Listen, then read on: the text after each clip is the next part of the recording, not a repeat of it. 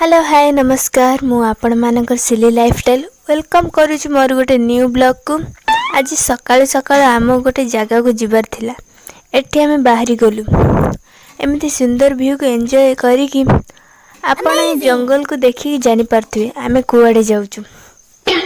रास्ता रे सुंदर पहाड़ को देखिलु। एठी गोटे सुंदर जगह देखि टिके फोटो उठेबा को रही गलु। आउ फोटो न उठेले कौन हम पुणी आम चलू। एथि बसी बसी मोर मुंड खराब हो जाउछि।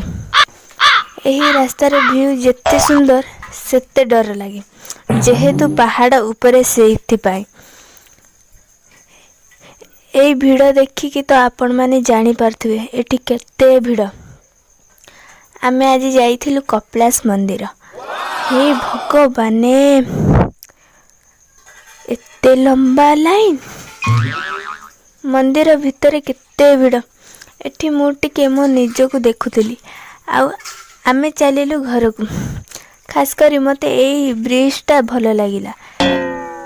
देखावा अन्य एक न्यू ब्लॉग रे।